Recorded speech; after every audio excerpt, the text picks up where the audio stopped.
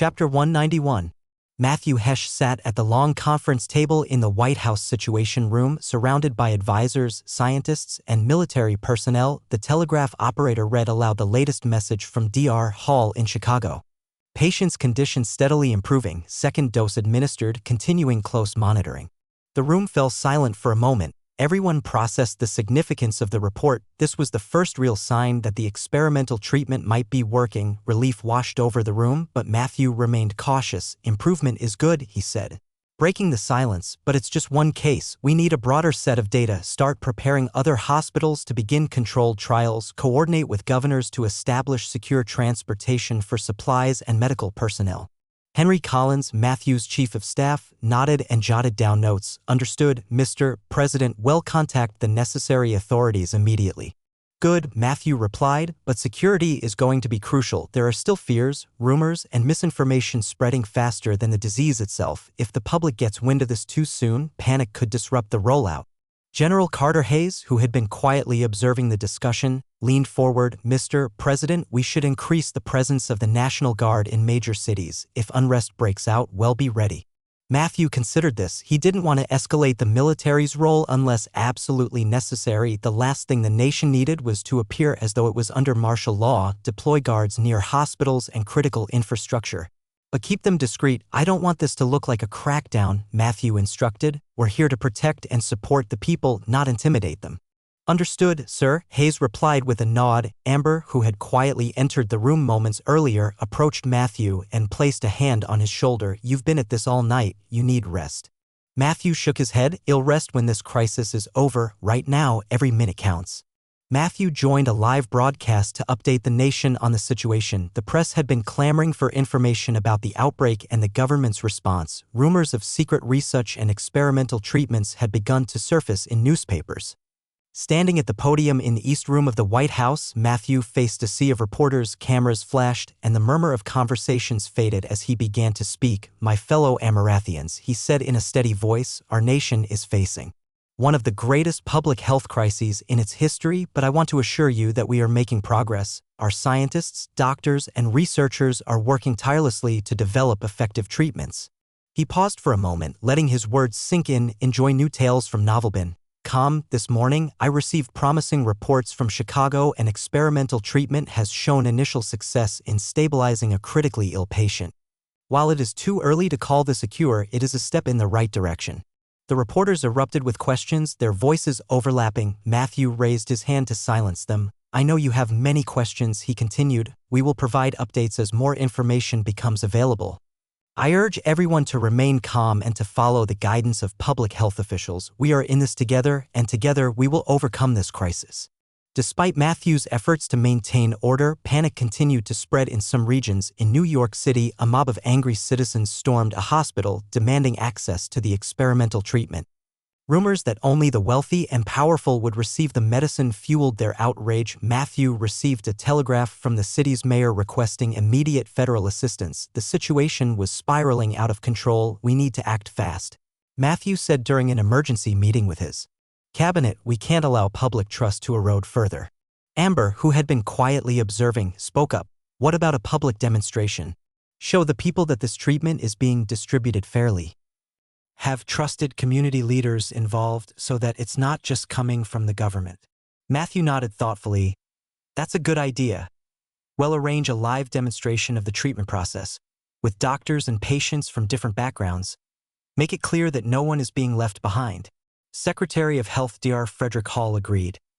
We can organize that within the next 48 hours. I'll work with hospital directors to select appropriate participants. Do it, Matthew said. In the meantime, I'll speak directly to the governors of the most affected states. We need a unified approach to managing this crisis. Exhausted but determined, Matthew finally returned to the presidential residence late that evening. Amber was waiting for him in the sitting room with Maverick cradled in her arms. The infant cooed softly, oblivious to the weight of the world his father carried. You're pushing yourself too hard again, Amber said gently. If you break down, who's going to lead? Matthew sighed and sat beside her, running a hand through his hair. I know, but there's no margin for error right now. One mistake could cost thousands of lives. Amber shifted Maverick in her arms and gave him a pointed look. You're already doing everything you can. The people believe in you. Now you need to believe in the man in the team you've built. Matthew smiled faintly. You always know what to say. That's my job, she teased, leaning in to kiss him on the cheek. Now, take a break. Even presidents need sleep. As the evening deepened, Matthew allowed himself a rare moment of peace. He held Maverick in his arms, feeling the weight of his tiny body and the warmth of his innocent presence. This was why he fought so hard for his family, for the future, for a world where children like Maverick could grow up in safety and prosperity.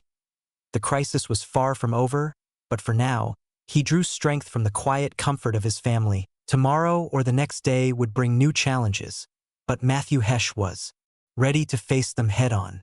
Chapter 192. April 5, 1893, the front pages of newspapers across Amarathia carried the same sensational headline. Is the president a time traveler? Beneath it, a photograph of Matthew Hesh was accompanied by an article written by a journalist named William Porter, notorious for his flair for conspiracy theories. The article detailed Matthew's rapid rise to power, his unprecedented industrial success, and the introduction of revolutionary technologies such as advanced drilling equipment, steel manufacturing techniques, and transportation infrastructure, all years, if not decades, ahead of their time. Porter's piece dug into every corner of Matthew's life, suggesting that his knowledge of future events and innovations could not possibly be explained by mere genius. How, Porter wrote, could a commoner-turned industrialist, without any formal political or military experience, become not only a business titan but also a head of state? Unless, of course, he knows something that the rest of us do not. Within hours, the rumors began to spread like wildfire. Newspapers, pamphlets, and telegraph lines buzzed with heated debates. On street corners and in taverns, people speculated about whether their president was some kind of otherworldly figure. Some dismissed the claims as nonsense. Others, especially in rural areas with limited access to reliable information, began to believe it. Matthew sat at the head of the table, listening in disbelief as Henry Collins briefed him on the crisis. Amber sat beside him, her expression a mix of concern and quiet anger. The problem, Collins explained, is that this story is gaining traction faster than we anticipated. It's not just fringe publications covering it anymore. Major newspapers in Amsterdam, Chicago, and Los Angeles are reprinting parts of Porter's article. Why are people buying into this? Amber asked, her frustration evident. This is absurd. No one actually believes Matthew came from the future, do they? Collins shifted uncomfortably. More than you'd think. A lot of people see Matthew as almost superhuman. His success, his innovations, even his policies. For some, it's easier to believe in a fantastical explanation than to accept that one man could accomplish so much through hard work and intellect alone. Matthew sighed, rubbing his temples. So now I'm a time traveler. What's next? They'll accuse me of being an alien? Stay tuned for updates on Novelbin. Calm, don't joke, Collins said. There are already rumors about you having access to secret technologies beyond this world. If we don't control the narrative, this could spiral out of control. Amber leaned forward. What do you suggest, Henry? We need to address this head-on.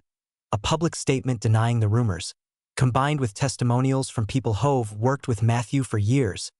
We can emphasize his track record of learning and innovation, but Collins hesitated. But what? Matthew prompted. Some advisors think the best move is to discredit Porter, expose him as a conspiracy theorist with no credibility. Collins said. Matthew shook his head. No, that'll make it worse. People will think we're trying to silence him because he's telling the truth. We're not going to play that game. Amber nodded in agreement. You need to speak to the people directly, Matthew. They trust you. If you dismiss this nonsense with facts and a calm demeanor, it'll take the wind out of Porter's sails. Collins sighed. All right, I'll arrange for a press conference tomorrow, but I suggest we also provide detailed documentation of your project's plans. Research notes, correspondence. It'll show that these innovations didn't come out of nowhere. But sir, I do have a question. What is it? You're not actually a time traveler, are you, sir? Collins finished, the room falling silent for a brief moment. Amber gave Collins an incredulous look, while Matthew chuckled softly, breaking the tension. No, Henry, I'm not a time traveler. I can assure you that everything I've accomplished comes from years of hard work, vision, and a bit of luck, though I'll admit, sometimes even I wonder how all of this happened so fast. Matthew replied with a wry grin, but I'll take that as a sign we've been doing something right if people think our success is otherworldly. Collins gave a sheepish nod. Understood, sir. I had to skiff only to say it's been addressed internally. Matthew leaned forward, his expression now serious. Well, handle this with transparency and integrity. The last thing we need is to lose public trust. Let's stick to the truth and get ahead of the story. The next day, the press hall was filled to capacity with reporters from every major newspaper and wire service across Amarathia. Flash photography flickered as Matthew stepped to the podium. His face calm and collected, Amber watched from the sidelines. Her hands folded tightly as she observed the room's charged atmosphere. Matthew adjusted the microphone and scanned the crowd before speaking. Good afternoon. I know many of you are here to ask about recent rumors concerning my background and my administration's progress in advancing this great nation. Let me begin by addressing the central claim directly. I am not a time traveler. The room chuckled nervously. Matthew's warm smile eased the tension. I understand that in times of rapid change, people seek explanations. Over the past decade, Amarathia has experienced a transformation in industry, transportation, and infrastructure. These advances have come through collaboration between inventors, business leaders, and dedicated workers.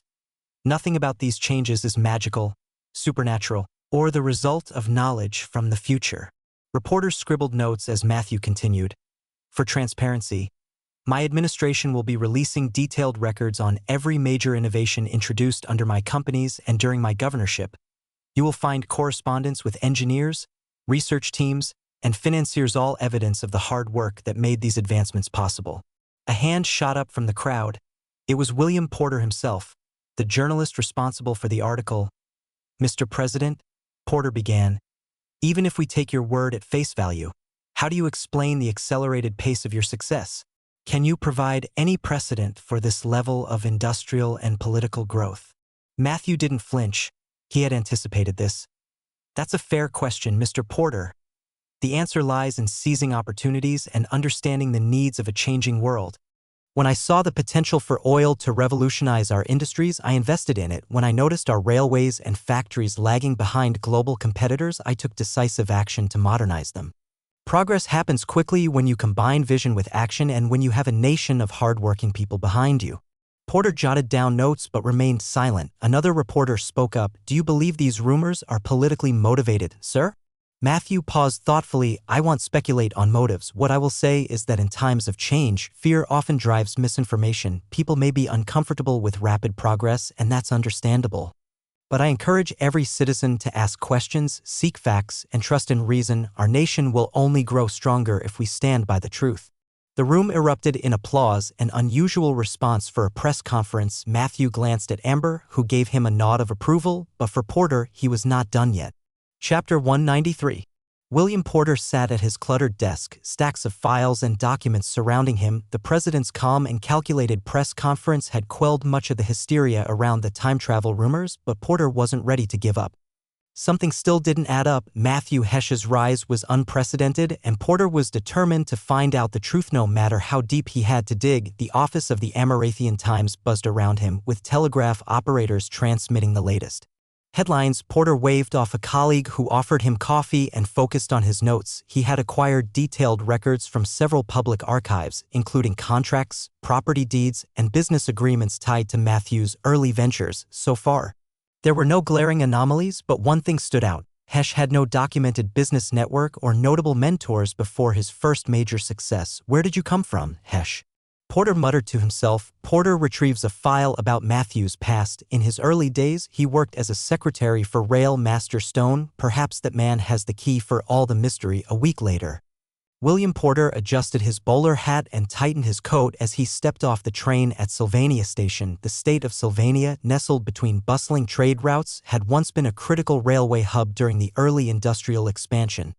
The sound of steam engines and clanking iron still echoed in the distance as Porter made his way toward the rail master's office, a brick building that looked as weathered and experienced as the man he was about to meet. Gerald Stone, the former rail master, was now semi-retired but still held considerable influence in the region's rail operations. Porter had secured an appointment to interview him, hoping the man could shed light on Matthew Hesch's early years. Stone's office was simple but efficient.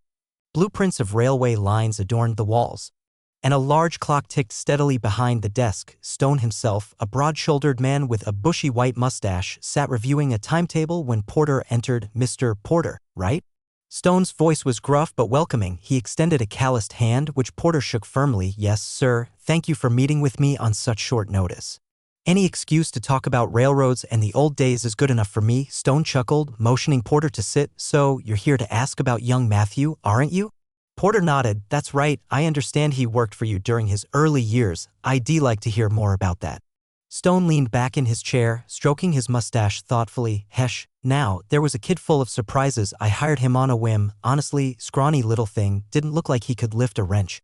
But when it came to anything mechanical or dealing with numbers, the boy was sharper than anyone I'd ever seen." Porter leaned forward. "He was your secretary, wasn't he?" "That's right," Stone confirmed, "but he was no ordinary secretary. Matthew practically ran the entire logistics operation here. He reorganized our inventory system, optimized scheduling, and even found ways to cut maintenance costs without sacrificing safety. Always had these little notebooks filled with equations and diagrams." Porter scribbled notes as Stone continued. "He had this knack for problem solving. One time, there was an accident on the Capitol and Hargrave, our boss, was furious and is looking for an optimal solution for the inefficient braking system that we have. And Matthew Hesch came in with an idea of air brakes." Porter raised an eyebrow. "Air brakes? You mean the system that's now standard across all major rail lines in Amarathia?" "The very same," Stone nodded with a grin. Porter scribbled furiously. This was the kind of story that painted a clearer picture of Hesch's early brilliance, but there was something else nagging at him. What was Hesch like personally? Did he ever talk about where he came from or his ambitions? Stone leaned back again, crossing his arms. "Ambitions? Sure, he wanted to change the world, that much was clear, but he didn't dwell on his past much. Said he came from humble beginnings, which wasn't hard to believe. He had this fire in him, always thinking ahead, always looking for the next challenge. But I'll tell you this, he was never arrogant about it. If anything, he seemed more driven by necessity than pride." The room fell quiet for a moment as Porter processed the information. Finally, he asked, "Do you think he expected to become what he is today, a president, a business mogul, a national figure?" Stone laughed heartily. "Hell no. I doubt even Matthew saw that coming, but looking back, maybe it was inevitable. He had all the tools for greatness: vision, intelligence, and a work ethic like you wouldn't believe, and when opportunities came knocking, he didn't hesitate to seize them." Porter closed his notebook and stood. "Thank you, Rail Master Stone. This has been incredibly helpful. Find more to read at Novelbin.com." Stone rose as well, extending his hand once more. "Happy to help. Just remember, Hesch didn't get where he is by accident. He earned every bit of it." As Porter left the office, the distant sound of a steam whistle echoed across the town. He couldn't shake the feeling that he was piecing together something extraordinary. Matthew Hesch wasn't just a man of ambition, was a man who had shaped the very fabric of the modern Amarathian nation, and yet questions still lingered. How had Hesch's knowledge and innovation seemed so ahead of its time? Where did that fire come from? Porter was determined to find out. Later that evening, back at his hotel room, Porter reviewed his notes again. Rail Master Stone's account confirmed much of what Porter already suspected. Hesch was a genius of industry and engineering. But it also raised new questions. Who had mentored him before his time with the railway? How had he developed such groundbreaking ideas so early in his life? One thing was certain, Porter's investigation was far from over. He had more names to track down, more interviews to conduct. Chapter 194. June 25, 1893, the presidential office in Washington buzzed with activity as aides and secretaries rushed to meet deadlines. Reports from across the nation filled Matthew Hesch's desk, but his focus today was on a different matter. He leaned back in his chair, deep in thought, the flickering firelight from the nearby hearth casting shadows on the walls. He had been briefed by his intelligence team regarding William Porter, the journalist who had relentlessly investigated his early years. Matthew understood that letting Porter continue unchecked would eventually lead to damaging speculation. The man was too inquisitive for his own good, and Matthew needed to take control of the situation. Amber entered the room, carrying a folder. "So, Porter, She began, setting it on his desk. Your people have been monitoring him closely. He's thorough, I'll give him that. Matthew nodded. He's chasing ghosts. If I let this continue, he might stir up rumors that could distract the nation. I need to handle him personally. Amber tilted her head, curious. What's the plan? I'll invite him here. He wants answers? I'll give him enough to get him off my back, enough truth to make him drop the rest of his investigation, Matthew replied. Amber smiled softly. Careful, Matthew. He's a smart man. You'll need to walk a fine line. Matthew chuckled. I've faced tougher negotiations. Besides, sometimes people need a glimpse behind the curtain to realize there's no magic trick, just hard work. Later that afternoon, William Porter received a formal letter delivered by a White House aide. The embossed seal caught his eye immediately. He opened it with a mixture of excitement and caution. Mr. Porter, you are cordially invited to the White House for a private discussion with President Matthew Hesh. The President wishes to address the questions you have raised in your recent inquiries. Your dedication to uncovering the truth has not gone unnoticed. This meeting will provide the clarity you seek. Sincerely, Henry Collins, Chief of Staff. Explore more at Novelbin. Porter read the letter twice, his mind racing. This was unprecedented. Presidents didn't summon reporters for casual chats. Yet, here it weighs an opportunity too significant to ignore. 2 days later, Porter stood outside the gates of the White House, his heart pounding as he handed over his identification. He had been in high-stakes interviews before. But this was different. He wasn't just meeting a leader, he was confronting the man who had become the centerpiece of his investigation. After a security check, Porter was escorted through the grand halls of the White House. Paintings of past presidents adorned the walls, and the air carried a sense of both history and authority. Finally, he was led to a private office where Matthew Hesh waited, standing by a large window overlooking the gardens. Mr. Porter, Matthew greeted, extending his hand. Thank you for coming. Porter shook his hand, surprised by the president's relaxed demeanor. Thank you for the invitation, Mr. President. I wasn't expecting it. Matthew gestured for Porter to sit. You've been persistent. I respect that. I thought it was time we had a candid conversation. Porter sat, pulling out his notebook. I'll admit your story is unconventional. You rose to power and influence in ways that don't quite match the usual path. I've spoken to people who knew you in your early days. They all describe you as someone ahead of your time. Matthew chuckled softly. Is that a crime, Mr. Porter? Of course not, Porter replied quickly. But it raises questions. Where did your knowledge come from? You introduced ideas and technologies that seemed years ahead of their time. Matthew leaned forward, clasping his hands together. Let me be clear. I didn't rise to where I am by magic or conspiracy. I grew up in challenging circumstances, just like many others. My early opportunities with the railways gave me the chance to apply what I had learned through books, observation, and relentless work. And the air brake system, the industrial reforms, the innovations in oil extraction, Porter pressed. Those aren't things a young man just stumbles upon. Matthew smiled thoughtfully. You're right. I had an insatiable hunger for knowledge. I sought out experts, engineers, and scientists wherever I could. I read every technical manual, every research paper I could get my hands on. I didn't sleep much in those days. Porter scribbled notes, nodding slowly. So you're saying it all came down to self-education and opportunity? Exactly, Matthew replied. In Amarathia, anyone with determination and vision can shape their destiny. That's what I've done. I won't pretend it was easy, but I won't apologize for my success, either. Porter hesitated, sensing there was more to the story but unsure how to push further without crossing a line. Some still wonder if you had outside help, financial backers, foreign interests. Matthew's expression hardened slightly. There were no secret benefactors, Mr. Porter. Every deal, every investment, every innovation was the result of hard work and negotiation. I've always acted in the best interest of Amarathia. The room grew quiet for a moment. Porter met Matthew's gaze and saw no hint of deception, just unwavering confidence. You've built an empire, Porter finally said. And now, you're leading the nation. What's next for you? Matthew leaned back, exhaling slowly. I plan to keep pushing Amarathia forward. We're at a turning point in history. Our industries, our infrastructure, our place in the world, all of it is evolving. I want to ensure that every citizen benefits from that progress. Porter closed his notebook. You've given me a lot to think about, Mr. President. I appreciate your honesty. Matthew stood, extending his hand again. I trust this conversation has answered your questions. I respect journalism, but I hope you'll use your platform to tell the full story, not just the rumors. Porter shook his hand firmly. You have my word. As Porter left the White House, he felt a mixture of awe and frustration. He hadn't uncovered the secret he had hoped for, but he had gained something else, an understanding of the man behind the legend perhaps. After all, there was no great mystery, just a relentless drive to shape the future. Meanwhile, Matthew watched from the window as Porter departed. He knew the journalist would still have doubts, but he had done enough to keep the truth buried for now. His secrets remained safe. Amber entered the room quietly. How did it go?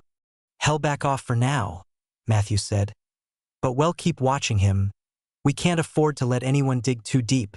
Amber nodded, her expression serious. We've got bigger things to focus on. The future won't wait for anyone. Matthew smiled faintly. Exactly. Let's get back to work. Chapter 195. April 8, 1894. Amber Hesh stood on the grand platform of Washington's Central train station, preparing for her diplomatic journey to China. Despite the formal occasion, she was calm, composed, and ready for the role ahead. Her presence would mark Amarathia's participation in the historic completion of the Grand Hanzhou River Dama major engineering feat, made possible by the collaboration between several Western powers and the Chinese imperial government. Matthew adjusted her hat gently and smiled. I still feel bad about not going myself, he admitted. But with the industrial reform bill in Congress and the ongoing transportation overhaul, I can't leave the capital for even a week. Amber squeezed his hand reassuringly. You don't have to explain, Matthew. We both knew there would be times like this. You're needed here. It'll represent us well. The train whistle blew, signaling her departure. Matthew handed her a small envelope. Open this on the ship, he said quietly. It's not much, just a little something to remind you of home. Amber chuckled softly. You always think of everything, don't you? She leaned in, giving him a brief but tender kiss. It'll make you proud. Just make sure to keep everything running smoothly while I'm gone. Always, Matthew replied with a grin. Travel safe, Amber. With a final glance, Amber boarded the luxury train bound for New York, where she would then embark on a steamship to Shanghai. Aboard the SS Columbia, Amber stood on the ship's upper deck as it sailed through the choppy waters of the Pacific Ocean. She clutched her shawl close as the wind picked up in the distance. Faint clouds darkened the horizon, but she paid little attention to them. Her thoughts were on the ceremony awaiting her in China and the diplomatic expectations that came with her. Roll. She opened the envelope Matthew had given her. Inside was a letter in his elegant handwriting. Amber, I know you'll shine in this mission, just as you always do. Remember, you're not just my wifey or one of the most capable people I've ever known. The whole nation trusts you to represent us with grace and strength. They'll be counting the days until your return, love. Matthew. Amber smiled, her heart warming despite the chill of the ocean breeze. She carefully folded the letter and placed it in her bag. The ship's captain, an experienced man named Robert Harding, approached her with a respectful nod. Mrs. Hesh, I hope the voyage has been to your liking. We'll be reaching Shanghai in 2 days if the weather holds. It's been excellent, Captain, Amber replied. Thank you for keeping everything in order. Your presence on this journey is an honor, ma'am, the captain said earnestly. We've had international delegations aboard before, but few with your reputation. Amber gave a polite smile. Let's hope I live up to those expectations. Shanghai, China. April 18, 1894. Amber's arrival at the port of Shanghai was met with great fanfare. Chinese officials, Western diplomats, and a large contingent of reporters gathered to witness the occasion. Elaborate silk banners bearing symbols of prosperity and unity adorned the streets, while musicians played traditional Chinese melodies to welcome the foreign guests, dressed in an elegant yet modest gown that respected both Amarathian and Chinese customs. Amber stepped off the ship and was greeted by Minister Zhang Wei, a senior diplomat in the Qing court. Mrs. Hesh, welcome to China, Zhang said with a deep bow. It is an honor to have you here for this historic event. Amber returned the bow with a respectful nod. Thank you, Minister Zhang. It is an honor to represent Amarathia and to celebrate this monumental achievement with your nation. They exchanged pleasantries as Amber was escorted to a waiting carriage. Along the route to the city center, she marveled at the sight's towering pagodas, bustling markets, and grand temples, all blending with newer Western-style buildings constructed in the international district. The fusion of cultures was palpable, a testament to the rapidly changing world. The Grand Hanzhou River Dam ceremony. The dam was an awe-inspiring structure, stretching across the mighty Hanzhou River like a colossal guardian of progress. Built with a combination of Western engineering expertise and Chinese labor, it stood as a symbol of cooperation in a time when many nations still harbored deep rivalries. Amber took her place among the dignitaries seated on a decorated pavilion overlooking the dam. The emperor's representative, Prince Lu Kang, gave a speech extolling the virtues of unity and modernization through the efforts of many nations. Prince Lu proclaimed, "We have harnessed the power of the river to bring prosperity and stability to the region. This is a gift not only to China but to all who believe in progress." When it was her turn to speak, Amber rose gracefully and approached the podium. The crowd quieted, eager to hear her words. "Your Excellencies, honored guests, and citizens of China," Amber began, her voice steady and clear. "Today, we celebrate more than the completion of a dam. We celebrate what can be achieved when nations come together with a shared vision. This dam represents resilience, ingenuity, and the determination to shape a better future for all. Your adventure continues at Novelbin." Calm, she paused, allowing her words to resonate. "The people of Amarathia are proud to have contributed to this endeavor, and we look forward to continued cooperation with the great nation of China. Let this be the first of many projects that bring our peoples closer together." The audience erupted in applause, and Amber stepped back, feeling a deep sense of fulfillment. In the evening, Amber attended a formal banquet hosted in her honor. Traditional Chinese dishes were served alongside Western-style courses, symbolizing the blending of cultures. As the night progressed, Amber engaged in diplomatic conversations with Chinese officials and foreign ambassadors. Minister Zhang approached her with a toast to Mrs. Hesh, whose presence here strengthens the bonds between our nations. Amber raised her glass, smiling warmly to progress and unity. As the banquet continued, Amber felt a sense of accomplishment. She knew that diplomacy required patience and understanding, and this trip had been a step toward fostering those values. Still, she couldn't wait to return home. Matthew, Maverick, and the life they were building together. The journey had been a success, but the real work of shaping the future was far from over. Chapter 196. A day later, discover hidden content at Novelbin. The morning sun cast a golden glow over the Hanzhou River as festivities resumed. Dignitaries and locals mingled along the ceremonial grounds, marveling at the grandeur of the dam. Amber Hesh stood among them, exchanging pleasantries with foreign ambassadors and Chinese officials. The atmosphere was jubilant, a celebration of cooperation and progress. Suddenly, a distant rumble interrupted the revelry. Amber froze, her ears straining to identify the source. The sound of gunfire echoed through the valley, distant but unmistakable. General Trenton, who had accompanied Amber on this trip, appeared at her side, his face grim. "Mrs. Hesh, we need to leave now." Amber's heart began to race. "What's happening, General?" "Reports of an armed faction approaching the site, Boxer rebels, likely." The Boxers were a growing militant group opposed to foreign influence in China. Though their activities had mostly been in rural regions, no one expected them to attack such a high-profile event. A loud explosion shattered the uneasy calm. Chaos erupted as civilians screamed and scattered in all directions. Gunfire erupted from multiple sides, and a group of armed men emerged from the surrounding hills, firing indiscriminately into the crowd. "Get down!" Trenton barked, pushing Amber behind a stone pillar. Her security detail sprang into action, forming a protective ring around her and the other foreign dignitaries. Chinese soldiers attempted to hold the perimeter, but the attackers pressed forward with alarming speed and coordination. Amber peeked around the pillar, her stomach tightening in horror. Dozens of civilians lay dead or wounded. Diplomats were being escorted to safety, but many were caught in the crossfire. Prince Lu Kang shouted commands to his guards, but the scene was quickly descending into chaos. "This way, Mrs. Hesh," Trenton ordered, gesturing toward a fortified pavilion. Two members of her security detail led her toward it, firing as they moved. The sound of bullets whizzing past her ears was deafening. Amber stumbled as another explosion rocked the ground beneath her. She glanced back in time to see one of her guards fall, a rebel's bullet striking him in the chest. Trenton returned fire, killing the attacker, but more rebels were closing in. "Keep moving." Trenton shouted. They reached the pavilion where a group of survivors had gathered. Amber crouched behind an overturned table, her mind racing. She had faced high-stakes negotiations and political challenges before, but nothing like this. This was raw. Brutal survival. How many are there? She gasped, trying to steady her breathing. Too many, Trenton replied, reloading his rifle. We weren't prepared for this kind of assault. They must have infiltrated the area under cover.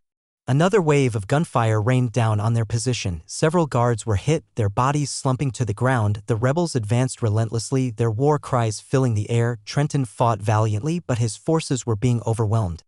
Amber clenched her fists. She couldn't allow herself to panic. General, what are our options? We hold this position as long as we can. Reinforcements are. Before he could finish, a rebel sniper's shot found its mark. Trenton collapsed to the ground, blood pooling beneath him. Amber screamed, instinctively reaching for him, but a guard pulled her back.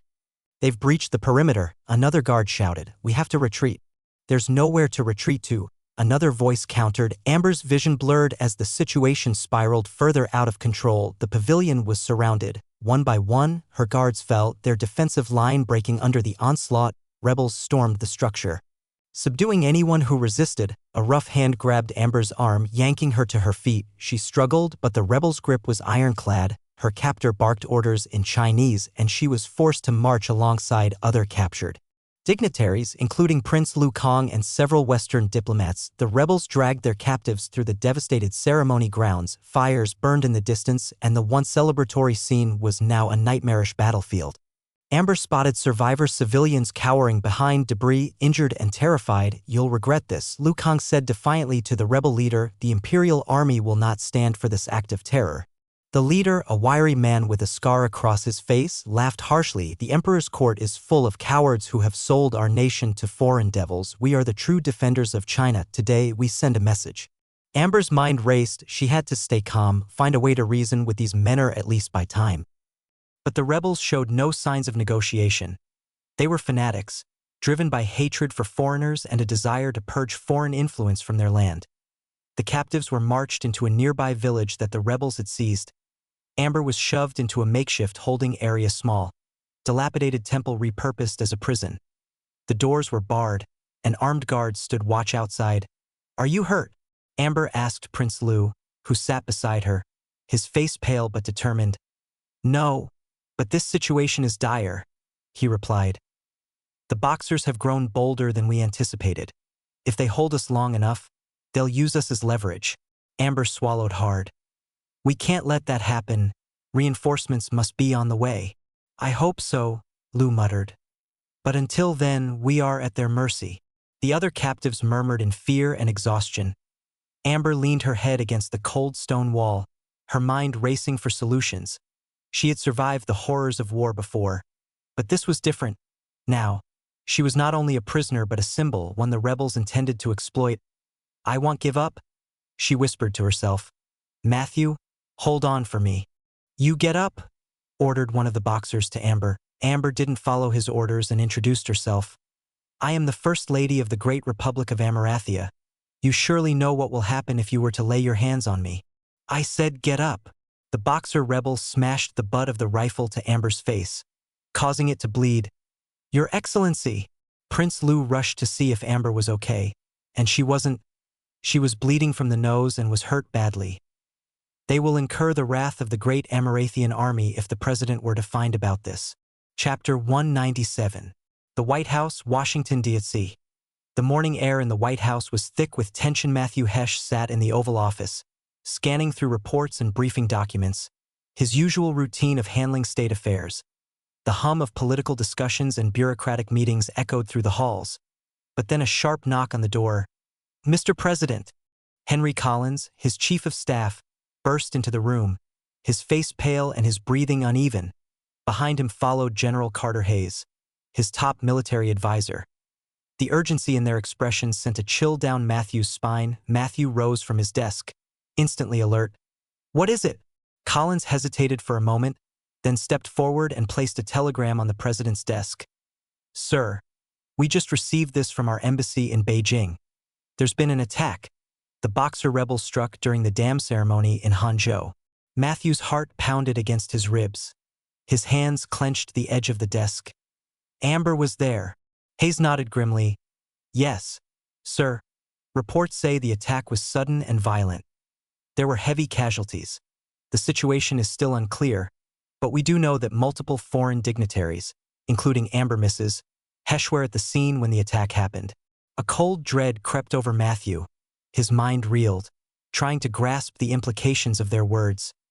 Where is she now? Is she safe? Collins lowered his gaze. We don't know, sir. The words felt like a gunshot to his chest. Matthew's jaw tightened, his grip on the desk turning his knuckles white. What do you mean you don't know? His voice was low, dangerous. We've lost contact with the security detail, Collins admitted. We don't have any direct information on their status. The last transmission we received was incomplete gunfire, shouting, and then silence. Our embassy has been working to gather intelligence, but communications in the region are disrupted. The Chinese Imperial Army is still trying to assess the situation. A sharp breath left Matthew's lips. He turned away from the desk, pacing to the window. The weight in his chest felt unbearable. Amber was out there somewhere, hurt, captured, dead? No, he refused to think that. She was alive. She had to be. He spun back around, his blue eyes blazing with fury. Get me the Chinese ambassador immediately. I want him here at the White House within the hour. Yes, sir. Collins nodded quickly and rushed out. Matthew turned to General Hayes. Mobilize a response team. I don't care what it takes. Get our people on the ground over there. I want real-time intelligence, not speculation, and I want it now.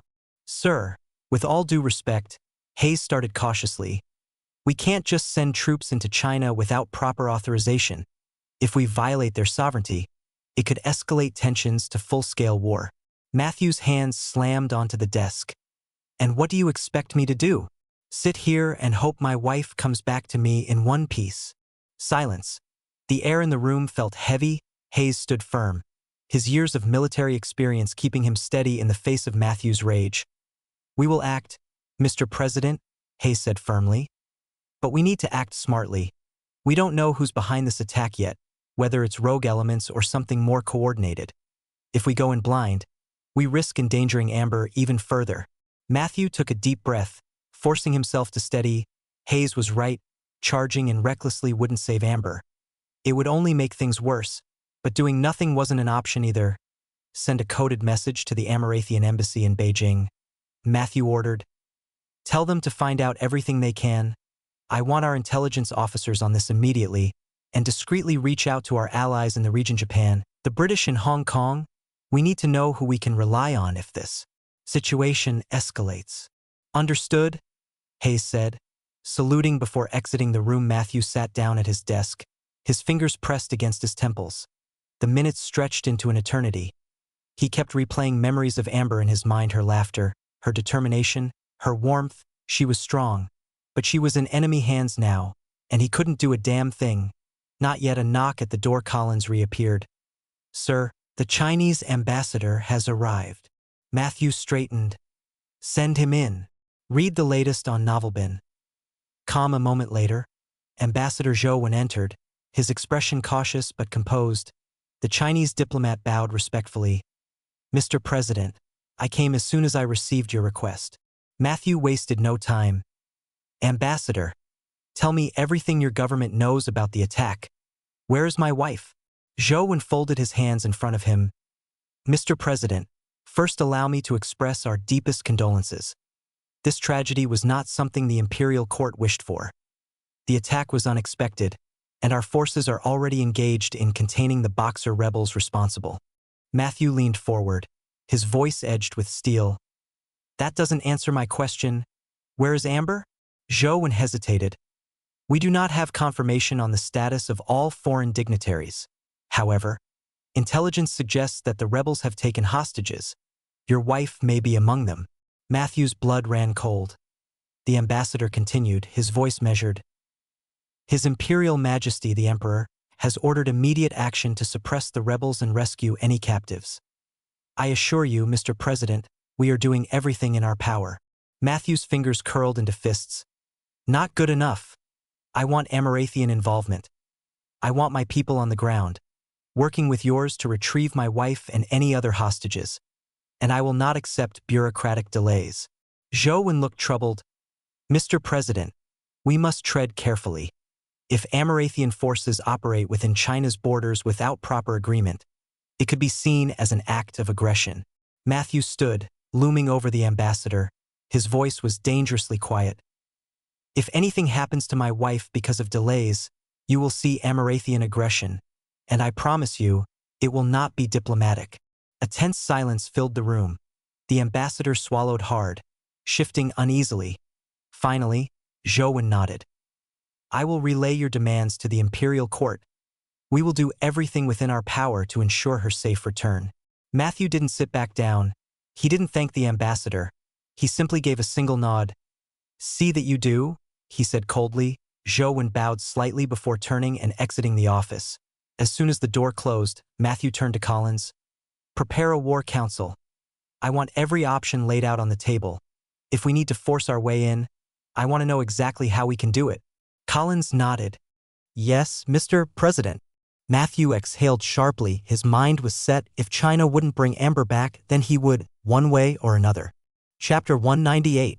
The White House Situation Room, Washington, D.C. The electric chandeliers cast a bright glow over the long oak table as President Matthew Hesh sat at the head, his fingers gripping the armrests of his chair. Around him, his closest advisors and military officials waited in tense silence. The soft hum of the room's ventilation system was the only sound until he spoke. We're out of time, Matthew said, his voice firm. We must assume Amber and the other hostages are still alive. I want every possible option for retrieving them. No bureaucratic delays, no political hesitation. Give me answers. General Carter Hayes stood and unfurled a large map of China, spreading it across the table. The markings of Amarathian intelligence reports covered key locations, including Hangzhou, where the attack had taken place. He pointed to the city's outskirts. From what little information we have, the Boxer rebels launched their attack during the ceremony and struck quickly. The Imperial Army engaged them, but the situation became chaotic. Civilians, foreign dignitaries, and local officials were caught in the crossfire. Many were killed or captured. Matthew's jaw tightened. And Amber? Hayes exhaled. Our best estimates suggest she was taken alive. The rebels were seen retreating north into the mountains after the attack. Given their past tactics, they likely intend to use the hostages as bargaining chips or political leverage. Henry Collins, the chief of staff, leaned forward. We need to act fast. If they see her as valuable, they'll keep her alive for now, but if negotiations stall or they feel threatened, they may not hesitate to stop. Matthew cut in. His blue eyes burned with restrained fury. We're getting her back, one way or another. Hayes cleared his throat. Sir, we have several options. He gestured to the map again. First, diplomatic pressure. We push the Chinese imperial court to send their best troops and crush these rebels. The emperor won't want to appear weak, especially with so many foreign lives at stake. And if that fails? Matthew asked. We send in an Amarathian rescue team, Hayes said grimly, discreetly. No uniforms, no official involvement. A small force that can infiltrate and extract her without provoking a war. Collins frowned. That's risky. If they're caught, we lose all deniability. The Chinese might see it as an act of aggression. Then we ensure they aren't caught. Matthew snapped. He turned back to Hayes. How fast can we assemble a team? We already have operatives in the region, Hayes said. Amarathian military advisors embedded with the British and Japanese forces. Some of them are former scouts and frontier fightersmen who know how to move through hostile territory. Matthew nodded. Contact them immediately. I want a plan on my desk within hours. Collins shifted uncomfortably. Mr. President, this is a dangerous precedent. If we send men into China without authorization, it could damage our standing with the imperial court. And if something goes wrong, Matthew said coldly. We deal with it then. Right now, Amber is out there, alone. I will not sit in this office and do nothing while my wife's life hangs in the balance. A heavy silence fell over the room. Then Hayes straightened. I'll make the arrangements. Matthew nodded. Good. He turned to Collins. Continue pressing the Chinese ambassador. Make it clear that I expect their full cooperation, and if they refuse, Collins sighed, I'll remind them that Amarathia does not respond kindly to delays. Exactly, Matthew said. As the meeting wrapped up, the tension in the room remained thick. The officials dispersed, each moving quickly to carry out their orders. Matthew remained seated, staring at the map. Amber was somewhere out there, held by men who didn't fear the consequences of crossing Amarathia. He would teach them otherwise. Beijing, the Amarathian embassy. The Amarathian ambassador, William Thornton, paced back and forth inside his office. The gas lamps lining the embassy walls flickered slightly, casting long shadows as the night deepened. The entire building was on high alert, messengers running in and out as the embassy scrambled for updates. Across from him, James Walker, the embassy's security chief, tightened his jaw. Still no word from the Chinese authorities? Thornton shook his head. They've been frustratingly slow. The imperial court claims they're doing everything they can, but we have little to show for it. The rebels have disappeared into the countryside, and the Chinese army is moving too sluggishly. Walker exhaled sharply, placing a revolver on the table between them. I don't like waiting. The longer we hesitate, the colder the trail gets. Experience news stories on Novelbin. A knock at the door. One of the junior staffers stepped inside, his face pale. Sir, we just received an urgent message. The Emperor has agreed to meet with you tomorrow morning. Thornton straightened at last. Let's hope we're not too late. Walker crossed his arms. And if the Emperor refuses to help? Thornton's gaze hardened. Then we find another way. North of Hanzhou, Boxer rebel encampment, the flickering light of the torches cast eerie shadows against the rugged mountain terrain. Amber Hesh sat against the wooden post where she was tied, her wrists sore from the tight bindings around her. The other captives, European diplomats, local officials, and Chinese businessmen, sat in similar conditions, their expressions ranging from fear to silent determination. She had been unconscious when they brought her here. Now, fully awake, she assessed her situation. The rebels were well armed, moving with an alarming sense of discipline. These were not mere rioters, they had a plan. A burly rebel stepped forward, his face partially covered by a scarf. He held a rifle in his hands, but his sharp eyes were fixed on Amber, Amarathian woman. His accent was thick but understandable. You are the wife of your president, yes? Amber lifted her chin. And if I am? The man grinned. Then your people will listen to us. They will come, and we will show them that China is not theirs to control. Amber's heart pounded, but she kept her face unreadable. If you think my husband will sit back and let you use me as a bargaining chip, you're making a mistake. The rebel leader chuckled. Perhaps your president will not risk a war for one woman. Amber's jaw clenched. You don't know him. The rebel's smirk faded slightly. He nodded to one of his men. Keep them secure. The negotiations will begin soon. For now, the best thing she could do at this point is to not do something stupid. She knows her limitations. Fighting their way out is not an option as they are not capable fighters. She'll hope that Matthew will come for her. Chapter 199.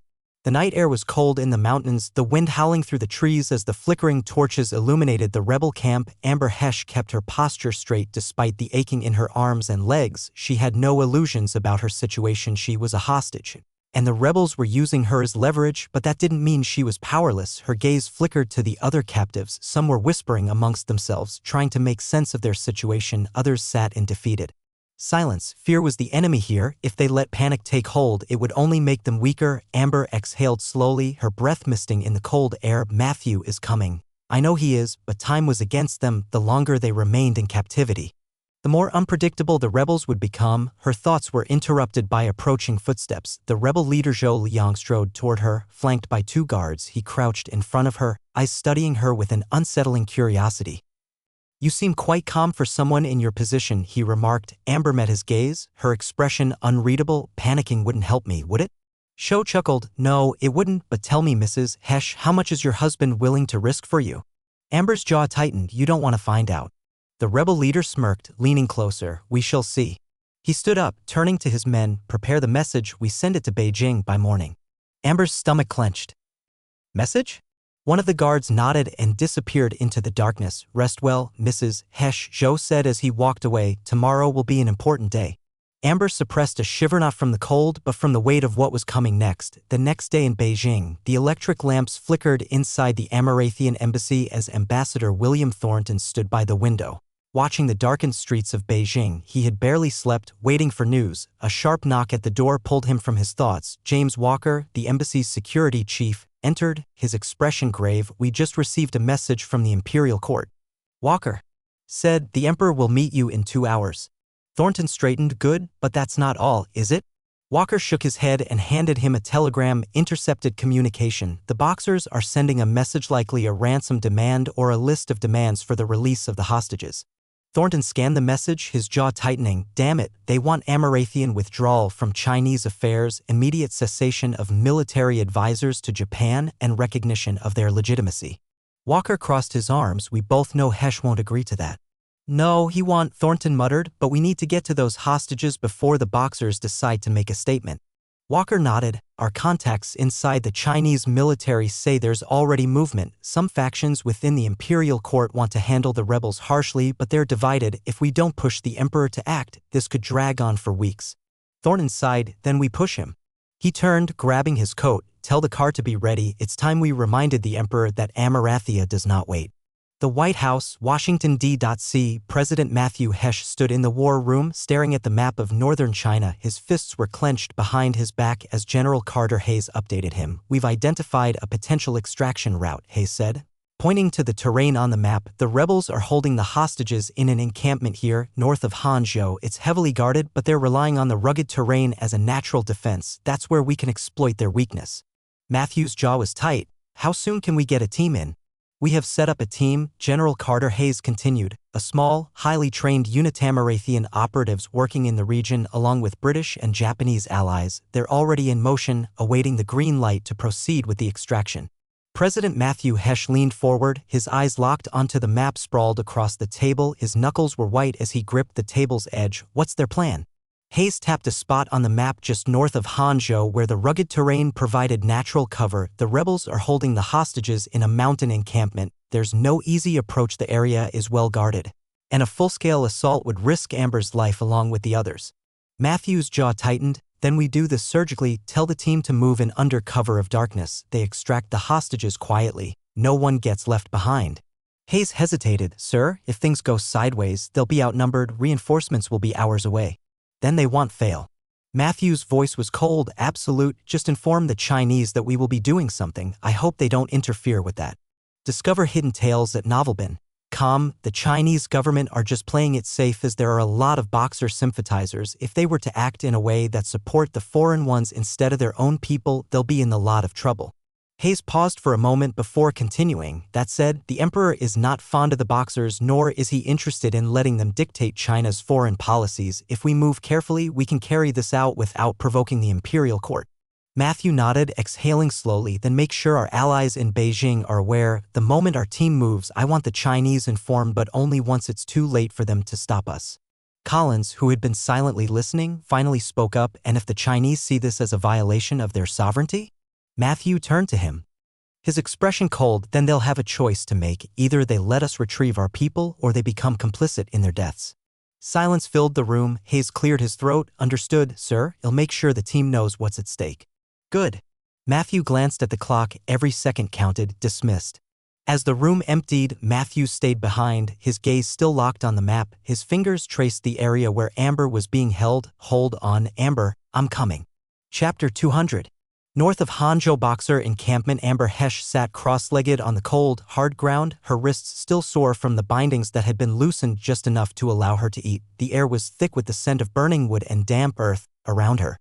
The other hostages murmured in hushed voices, speculation running wild. The rebels had been on edge since the night before, moving supplies, reinforcing their perimeter, and sharpening their weapons. Something was happening, and she had no doubt it involved the message Zhou Liang had sent to Beijing. A few moments later, a guard approached and barked an order in Mandarin. Amber didn't fully understand it, but she recognized the sharp motion of his hand. Get up, she complied. Stretching her legs as she rose, two guards escorted her across the encampment toward the large command tent at the center. Inside, a table was set up with lanterns providing a dim glow. Seated at the head was Zhou Liang, his expression unreadable as he motioned for her to sit. A stack of papers rested in front of him. He slid one across the table. Read it, he said. Amber hesitated before picking up the document. The paper was rough, the ink slightly smudged, but the words were clear. It was a formal declaration, demands directed at the Western powers and the Qing government, to the Imperial Court of China and the foreign occupiers. The righteous and harmonious fists declare that the time has come for foreign influence to end.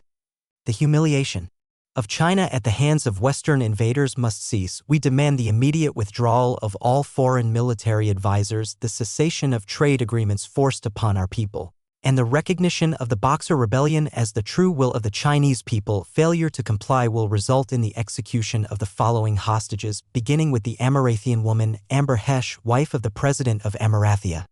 You have 4 days, choose wisely. Amber's hands tightened around the paper. As she finished reading, 4 days, she forced herself to remain composed as she met Zhou Liang's gaze. This is a death sentence. For whom? Yo leaned forward, resting his elbows on the table. That depends on how your husband and the other foreign powers respond. You know he won't back down, Amber said evenly. None of them will, you're making a mistake. Yo studied her before letting out a slow exhale. I expected you to say that. He motioned to one of his men who handed her a second papera list of names. She scanned the document, her heart sinking. It contained the names of all the hostages, separated into groups. The first group had 10 names, including her own. The second had 15, the third, 20. Amber understood immediately. The Boxers planned to execute them in waves, with her at the top of the list if the demands were not met. She placed the paper down slowly. You won't get what you want, she said. She smirked. Well, see. Beijing, the Amarathian Embassy Ambassador William Thornton paced in his office, the heavy document clenched in his hands. Across from him sat James Walker, his security chief, arms crossed. The air was thick with tension. When did this arrive? Thornton asked. Hours ago, Walker replied. The Imperial Court received a copy as well, but we intercepted ours through British intelligence. Thornton exhaled sharply. And what are the other embassies saying? Walker handed him a sheet of notes. The British are calling it an act of war. They've already mobilized forces in Hong Kong and are pressing the Imperial Court to act immediately. The French are on the fence but leaning toward military action. The Germans and Russians see this as an opportunity to pressure the Qing government into submission. Thornton ran a hand through his hair. And the Chinese? They're divided. Some advisors want to crush the Boxers to maintain order, but others are reluctant. There are too many sympathizers within the bureaucracy. Thornton cursed under his breath. This is exactly what the Boxers want to force hesitation while they dictate the terms. He glanced at the demand again, his eyes narrowing on Amber's name at the top. Walker spoke, his voice low. What do we tell Washington? Thornton set his jaw. We tell them exactly what they already know. Amarathia doesn't negotiate with terrorists. President Matthew Hesh sat at the head of the war room table, his expression like stone as the document lay in front of him. The room was filled with high-ranking officials, General Carter Hayes, Secretary of State Richard Alden, and his closest advisors. Hayes was the first to speak. Mr. President, we cannot comply with these demands. We want, Matthew said, his voice cold. Secretary Alden shifted uncomfortably. Sir, we need to be prepared for the worst. The Boxers aren't bluffing. If they don't get what they want, they will follow through on these executions. Matthew's fingers curled into fists. Then we act before they have the chance. Explore more at Novelbin. Calm. General Hayes nodded. Our extraction team is already in position. We can move in under the cover of darkness and extract the hostages before the deadline. Alden hesitated. Sir, if this fails, Matthew cut him off. It won't. Silence filled the room. Finally, Alden sighed. The British have already started mobilizing forces in response to this. They're preparing for large-scale military intervention. Let them, Matthew said. Amarathia will handle this our way. Hayes leaned forward. Then we give the order? Matthew nodded, his voice steady. Tell the team to move tonight. Yes, sir. General Carter Hayes confirmed, his voice resolute. He turned to the telegraph operator in the adjacent room. Send the order. They move now. Across the Pacific, deep inside a British-controlled outpost in Shandong, the encoded message was received. The Amarathian operatives, embedded with British and Japanese forces, wasted no time. Within minutes, Captain Daniel Foster, the team's commander, relayed the activation signal to his men. Listen up, everyone, we are going in.